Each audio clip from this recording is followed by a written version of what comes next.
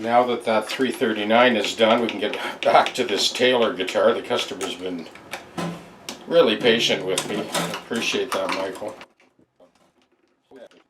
You have to remember, I'm a one-man shop. Not interested in having 100 guitars in my basement. I take a few at a time, finish what's on my plate, and move on. So I am booking for mid to late August as of today. I think it's the 10th or 11th of July right now. Okay, so strings off.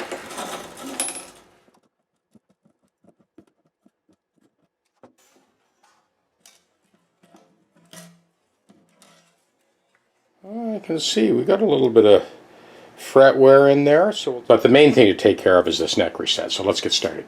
Just so you know, the Allen key for the bolt on the underside of this fingerboard,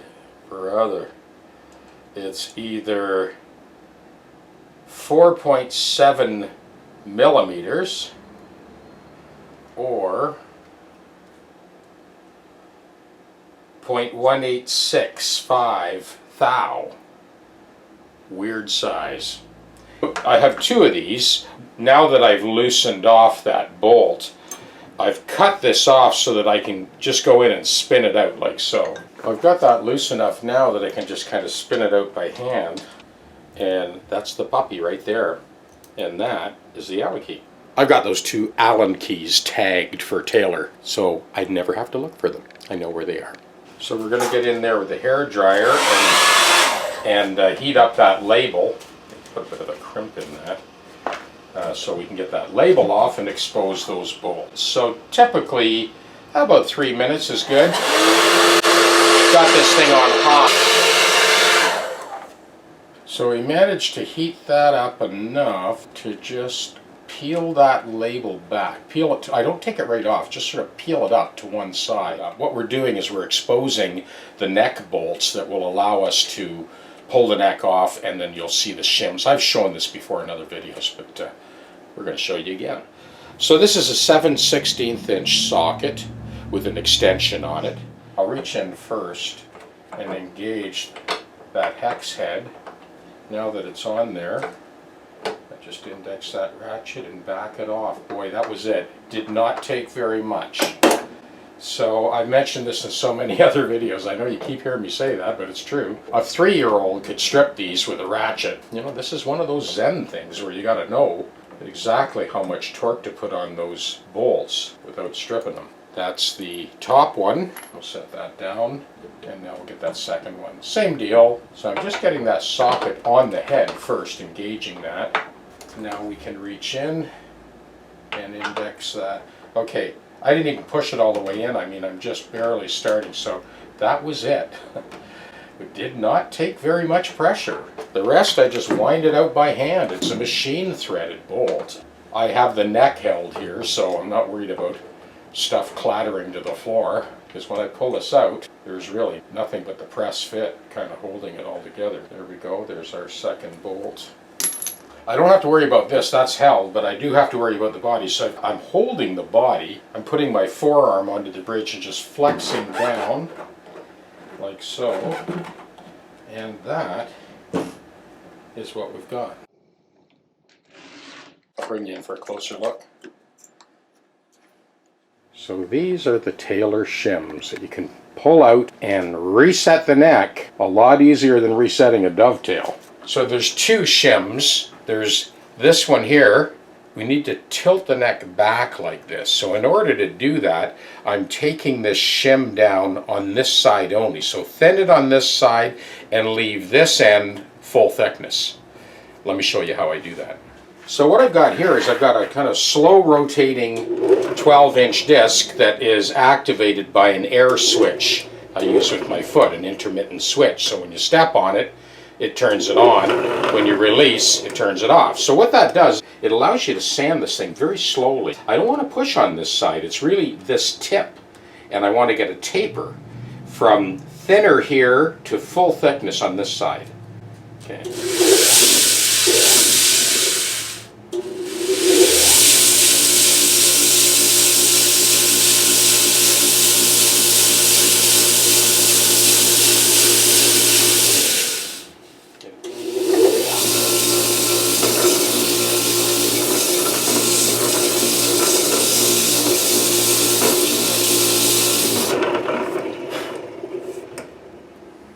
let's have a look. So let me just back this up. Here's full thickness on this end, and we've tapered it down considerably. So we'll put it back on the guitar, assemble it very quickly, and check that neck angle. Okay, there's our altered shim, so we just got to put that back in place, and then we're going to set the neck back in place. Okay, so we're going to put that neck back on, snug it down loosely. I'm going to put the 2 bolts back in, just kind of finger tight. So this mechanical neck joint allows me to gradually adjust that neck angle bit by bit at 7/16 inch deep socket. I'm kind of indexing that again and just kind of winding it on finger tight. Okay, so they're both kind of finger tightened. So next I'm going to put this bolt, which goes on the underside of the fingerboard, I'm going to put that back in as well. So I'm just finger tightening just to kind of get a read on what this neck angle is going to be. I'll use a straight edge to kind of bring you in for a closer look. Make sure that fingerboard is actually pulled down tight to give us an accurate read on the neck to body angle. Good, all right, that feels good. So now let's put a straight edge on there and see what we got. So I'm going to bring you in here with the straight edge and just show you what we've got. So we've tilted that neck back. So when I put that straight edge on there and I kind of slide up to the bridge, it just about kisses the wood of the bridge. And that is best case scenario. So we got it bang on the money that first time through. So now there's plenty of real estate in the height of that saddle that we can put the action anywhere we want it on this guitar. And of course we're going to triple check it for the intonation as well. Well, now that that neck reset is done, we'll get rid of all that fret wear in the first 5-6 frets and buff them out to a mirror shine, and she'll be good to go. This 400 will pretty well take everything out in this first position. So that's one sheet of 400. I'm just going to slip that back a little bit, get a little bit more use out of that paper. Yeah, that's pretty well taken care of it. Here's our second piece of 400 grit.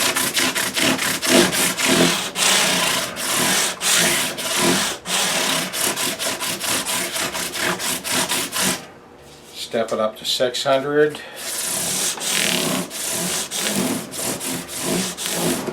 Again, sort of slip that paper back.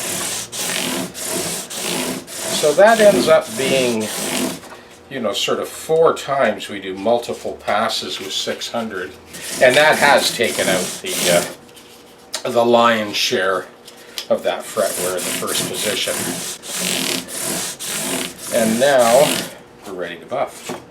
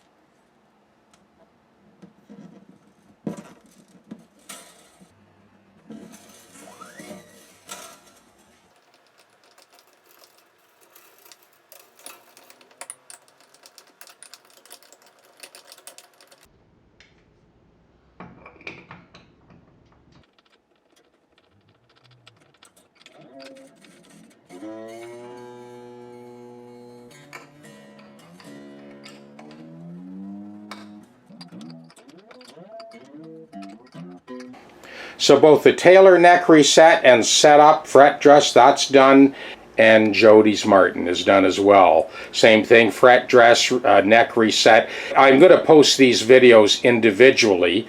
You can see how different the procedure is for the Martin versus the Taylor. So I've opted to go with the Taylor guitar as far as laying down the tracks because the Martin is completely acoustic.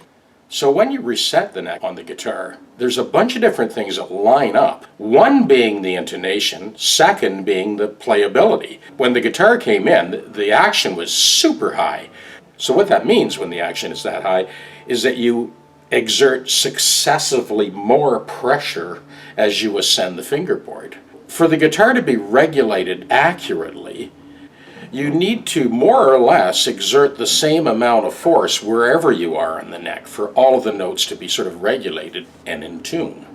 Second thing, with Taylor guitars, like the Paul Reed Smith guitars, they actually nip off a little bit off the end of the fingerboard, which reduces that sharpness in the first position.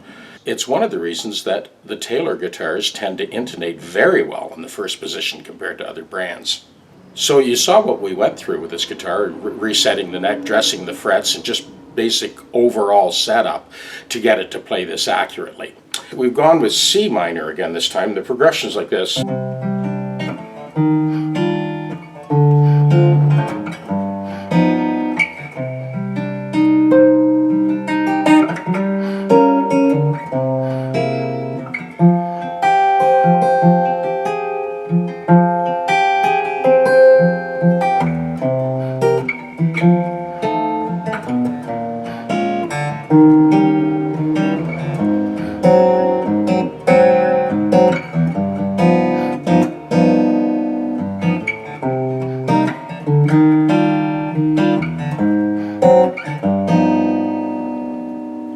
So I've looped that progression. I'm going to let that play, and I'll play over top of it with this guitar, and then I'll switch over to the completely acoustic Martin guitar and continue with that single line blowing.